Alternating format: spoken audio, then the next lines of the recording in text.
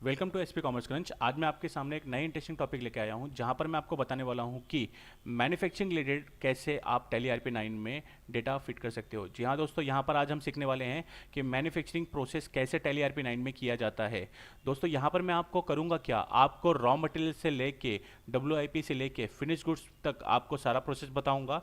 Finish goods convert होने के बाद में कैसे उस पर मार्कअप वैल्यू ऐड किया जाता है, मतलब अपना मार्जिन ऐड किया जाता है, और मार्जिन ऐड करके कैसे उसे मार्केट में सेल किया जाता है। ये सारा प्रोसेस हम टैली आरपी 9 में आज हम लोग सीखने वाले हैं। बेसिकली जिसका नाम है BOM, bill of material. Bill of material का मतलब होता है कि बेसिकली असेंबल या मैन्युफैक्चरिंग करने के प्रोसेस को बिल ऑफ मटेरियल कहा जाता है।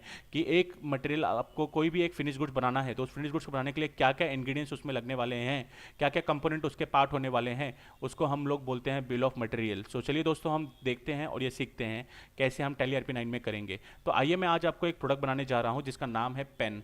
आपको मैं एक पेन बेसिकली बनाऊं के दिखाऊंगा कि पेन बनने के लिए क्या क्या इंग्रेडिएंट्स उसमें लग रहे हैं, क्या क्या मटेरियल्स उसमें लगेंगे, और कैसे पेन बनाया जाएगा, और पेन बनाने के लिए क्या क्या एंट्रीज की जाएगी। वो सारी चीज़ें आज हम इस टैली आरपी 9 में सीखने वाले हैं। तो चलिए हम ये प्रोसेस स्टार्ट करते हैं।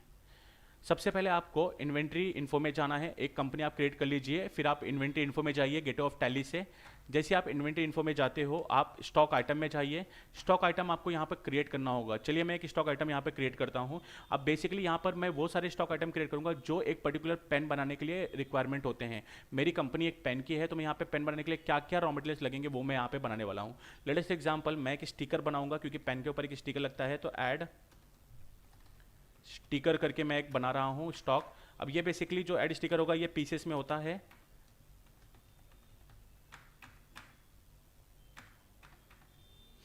लेट्स एग्जांपल, मेरे पास में ये स्टिकर नहीं था, मैं इसको परचेस करके दिखाऊंगा आपको कैसे परचेस किया जाएगा। दूसरा मैं स्टॉक बनाने जा रहा हूँ यहाँ पर इंक। इंक बेसिकली लीजिए, यहाँ पर मैं रेड इंक बना दे रहा हूँ। रेड इंक आपका जो बेसिकली कैलकुलेट होता है वो होता है आपका ग्राम में, GRM।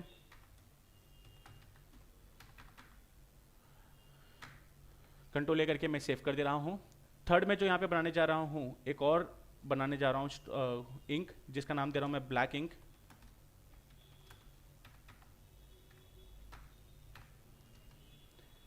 नेक्स्ट मैं जो बना रहा हूँ प्लास्टिक कवर बना रहा हूँ, क्योंकि जब भी आप देखते हो पेन, एक पेन प्लास्टिक कवर में होता है, तो इन शॉर्ट यहाँ पर पेन जो प्लास्टिक कवर होगा इन टर्म्स ऑफ पीसेस में मेजर किया जाएगा। उसके बाद में जो मैं बनाने वाला हूँ वो बनाने वाला हूँ refill.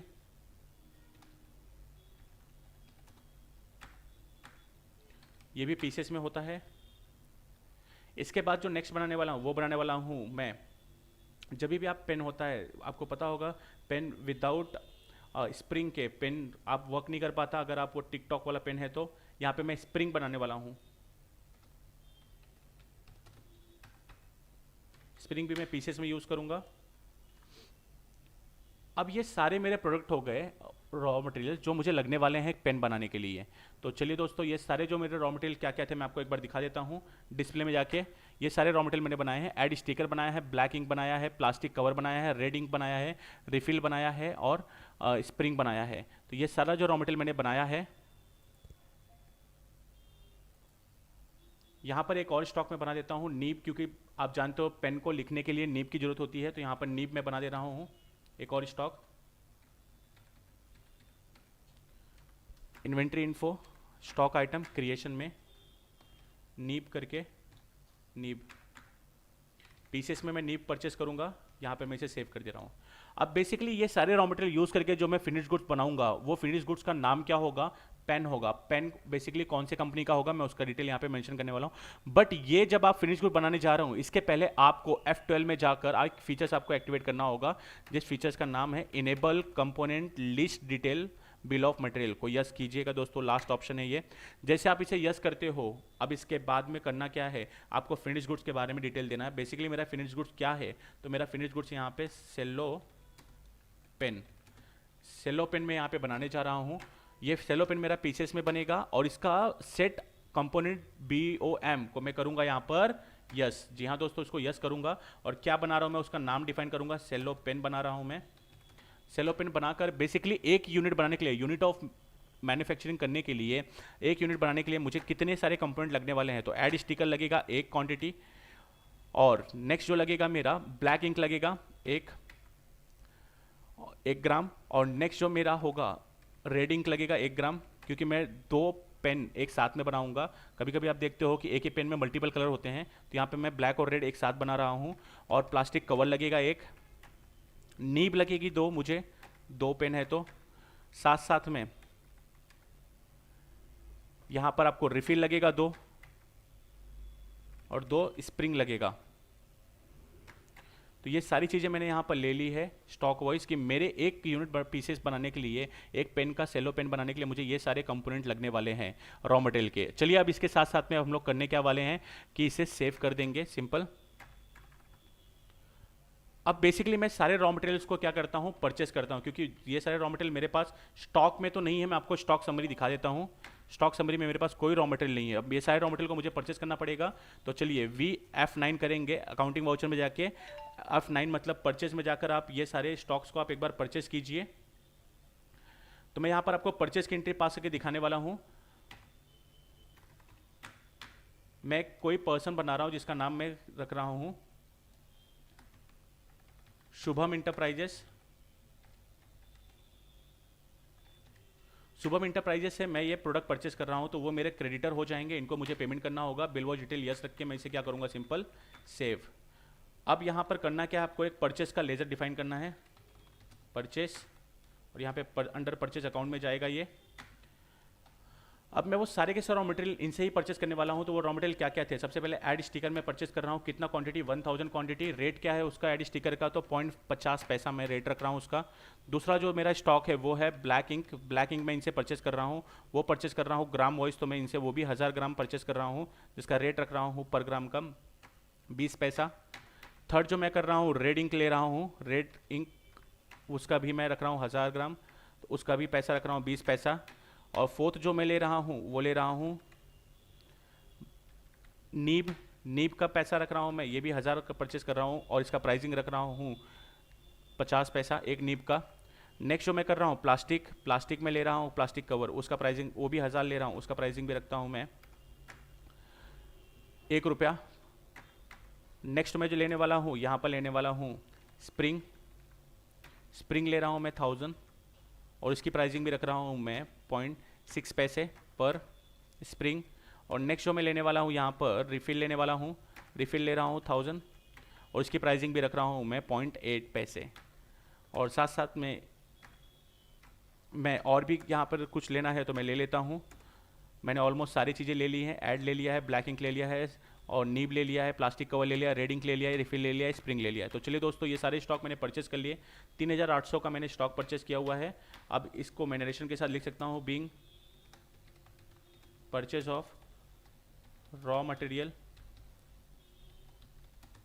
Made from Shubham enterprises. तो ये मैं सेव कर दूंगा। अब मेरे पास देखिए दोस्तों, स्टॉक में ये सारी चीज़ें आ चुकी होंगी। स्टॉक समरी में मैं आपको जाके दिखा देता हूँ। देखिए मेरे पास इतने सारे स्टॉक आ चुके हैं। अब मैं इन स्टॉक को यूज़ करके अपने प्रोडक्ट बनाऊंगा। उसके पहले आप जब मैन्युफैक्चरिंग की प्रोसेस करने चलोगे, आपको हमेशा एक वाउचर क्रिएट करना पड़ेगा मैन्युफैक्चरिंग का। तो आप वाउचर कैसे क्रिएट करोगे मैन्युफैक्चरिंग का, तो याद रखिए दोस्तों, अगर आपको कोई भी वाउचर क्रिएट करना है तो हमेशा आपको अकाउंटिंग इन्फो में जाना पड़ेगा, और नेक्स्ट आपको अकाउंटिंग वाउचर में जाना पड़ेगा, और देन क्रिएट में।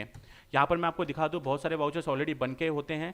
देखिए डिस्प्ले में, जैसे credit note, debit note, delivery note, job work in order, job work out order, journal, material in, material out, memorandum, payment, physical stock, purchase, purchase order, receipt, receipt note, rejection in, rejection out, reversal journal, sales order, और journal, stock journal. तो ये सारे vouchers already बन के ready है। मैं एक नया बनाने जा रहा हूं मैन्युफैक्चरिंग का।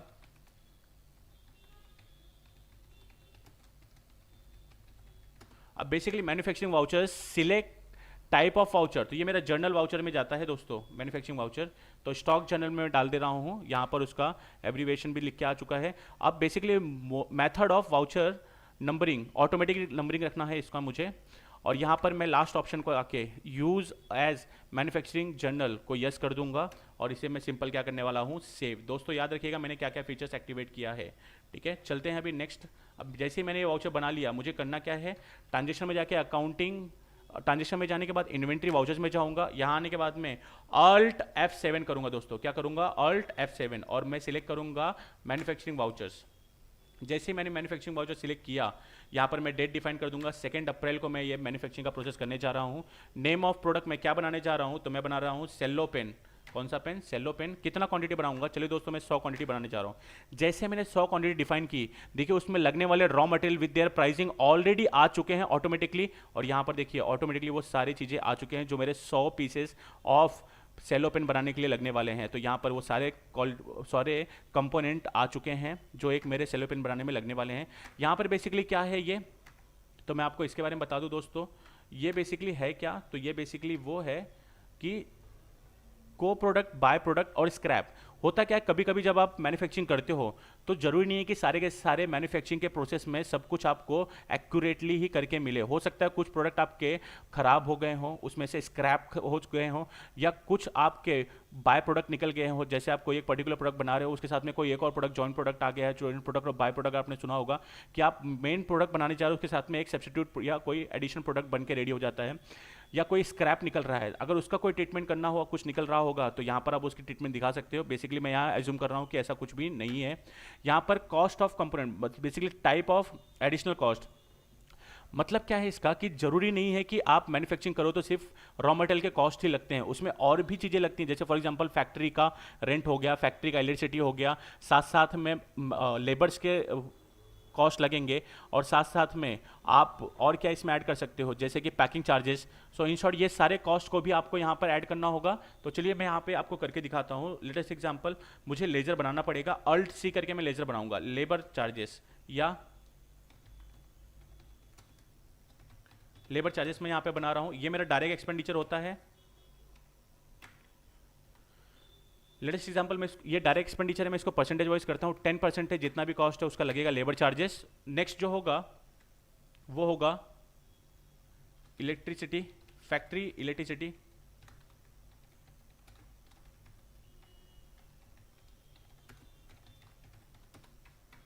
ये भी डायरेक्ट एक्सपेंडिचर है मेरा, फैक्ट्री कॉस्ट है, ऑफिस कॉस्ट नहीं है। इसका मैं सीधा अमाउंट डालता हूँ 50 रुपया। नेक्स्ट जो मैं कॉस्ट यहां डिफाइन करने वाला हूं वो है मेरा पैकिंग चार्जेस।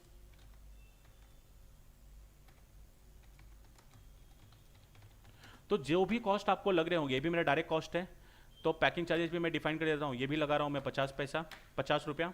और ये मैं ऐड करने के बाद में देखिए दोस्तों मेरा टोटल एडिशनल कॉस्ट हो गया 157 रुपीज़, 50 प्लस 50 प्लस 57।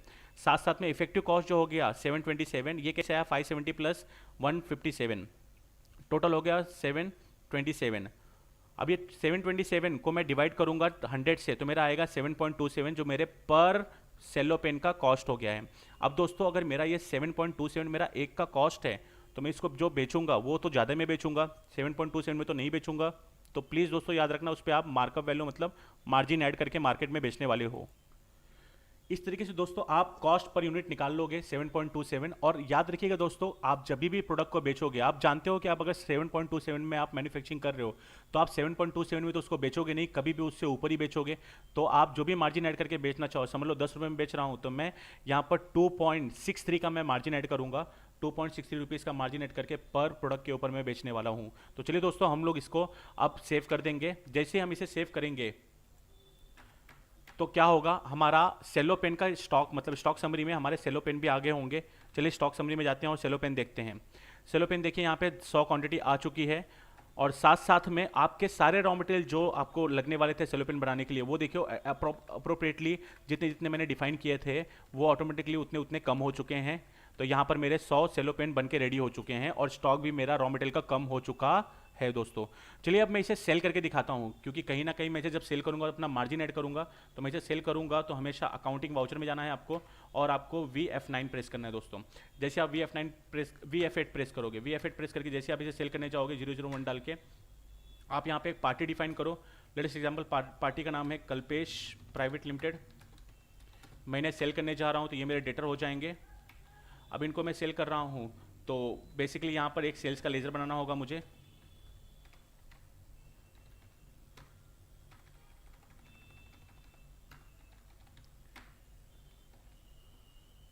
अब इसे करना क्या है, बेसिकली जो प्रोडक्ट मैंने बनाया सेलो पेन, अब मैं सेलो पेन 100 क्वांटिटी है, मैं यहाँ पे 100 क्वांटिटी बेच दे रहा हूँ। अब बेसिकली कितने में बेचूंगा, ऑब्वियसली 7 पॉइंट समथिंग का मेरा प्राइसिंग था, अब मैं इसे उससे ज़्यादा ही बेचूंगा। तो यहाँ पर मैं बेच रहा हूँ, समझ लो ये 15 रुपये में एक पेन, तो यहाँ पर मेरा 1500 का सेलिंग प्राइस हो गया है। अब इसे मैं करने क्या वाला हूँ, सिंपल सेव। एक बात याद रखिएगा दोस्तों, जब आपने पेन बनाया था उसमें कुछ एडिशनल कॉस्ट आपने डाला था, याद है आपको? वो एडिशनल कॉस्ट, पहला एक वेजेस डाला था आपने, लेबर जिसको बोलते हैं लेबर चार्जेस, फिर आपने पैकिंग चार्जेस डाला था 50 रुपीज़ का, और आपने इलेक्ट्रिसिटी फैक्ट्री का डाला था 50 रुपया। क्या वो आपके प्रॉफिट एंड लॉस में शो हो रहा है? चलिए देखते हैं हम लोग। यहाँ पर देखिए वो आपके प्रॉफिट एंड लॉस में शो नहीं हो रहा है दोस्तों, क्योंकि वो आपने प्रोडक्ट के कॉस्ट बढ़ाने के टाइम पर डिफाइन किया था, मैन्युफैक्चरिंग के टाइम पर। इनका आपको एक्चुअल में या तो ड्यू करना होगा या तो एक्चुअल में पेमेंट करके इन चार्जेस को आपको यहाँ पे दिखाना होगा। तो चलिए दोस्तों, इन चार्जेस को दिखाने के लिए सबसे पहले मैं क्या करूँगा, आपको एक्चुअल में मैं उसका पेमेंट करके दिखाता हूँ। VFI करके कैश के थ्रू मैं इसका पेमेंट कर रहा हूँ। लेबर चार्जेस 57 रुपीज़ का लेबर चार्जेस था। इलेक्ट्रिसिटी जो था मेरा वो था फैक्ट्री इलेक्ट्रिसिटी 50 रुपीज़, और नेक्स्ट जो था मेरा वो था मेरा पैकिंग, वो भी 50 रुपीज़ का था। यहाँ नरेशन डाल दोगे, being all expenses paid in cash. आप इसे ड्यू भी कर सकते हो, नहीं पेमेंट करना है तो। जब तक आप ये करोगे नहीं, ये सारे कॉस्ट आपके पीएनएल में देखिए यहाँ पर आएंगे नहीं। जैसे आपने किया पेमेंट, यहाँ पे देखिए डायरेक्ट एक्सपेंडिचर में ये सारे कॉस्ट आपके आ चुके हैं, अभी पहले रिफ्लेक्ट नहीं हो रहा था। फिर मैंने एक सेल की एंट्री पास की थी, वो सेल की एंट्री भी देखिए यहाँ पर आ चुकी है दोस्तों। तो जी हाँ दोस्तों, इस तरीके से आप मैन्युफैक्चरिंग का पूरा प्रोसेस आप टैली RP9 में कर सकते हो। चलो मैं आपको एक क्विक रिवाइज करवाता हूँ, बेसिकली मैंने किया क्या क्या। सबसे पहले मैंने स्टॉक बनाया, स्टॉक वो सारे बनाए जो रॉ मटेरियल के थे, और उससे जनरेट होने वाले फिनिश गुड्स जो होते हैं वो मैंने डिफाइन किया। लेकिन फिनिश गुड बनाने के टाइम पर मैंने F12 करके एक फीचर्स इनेबल किया था जो बिल ऑफ मटेरियल का था, और साथ साथ में फिर मैंने वो बनाने के टाइम पर बिल ऑफ मटेरियल मतलब जो फिनिश गुड बना था उस समय मैंने ये कंपोनेंट जो कंपोनेंट उस एक प्रोडक्ट बनाने के लिए यूज़ होने वाले थे वो सारे कंपोनेंट डिफाइन किए थे। फिर मैंने मैन्युफैक्चरिंग वाउचर बनाया, मैन्युफैक्चरिंग वाउचर बनाने के बाद में फिर मैंने आपको किया क्या, इन्वेंट्री वाउचर में जाकर Alt F7 करके जो भी कंपोनेंट रिक्वायर्ड थे, जितना मुझे मैन्युफैक्चरिंग क्वांटिटी बनाना था वो मैंने डिफाइन किया, और फिर मैंने एडिशनल कॉस्ट डिफाइन किए। फिर मैंने उस एडिशनल कॉस्ट का एक्चुअल पेमेंट करके दिखाया FI में जाके। फिर मैंने जो बनाया उससे मैंने अपना मार्जिन मतलब मार्कअप वैल्यू ऐड करके मैंने उसमें से सेल किया मार्केट में। जी हाँ दोस्तों, ये सारा प्रोसेस आप टैली RP9 में बहुत इजी तरीके से कर सकते हो आप ये वीडियो देखने के बाद में।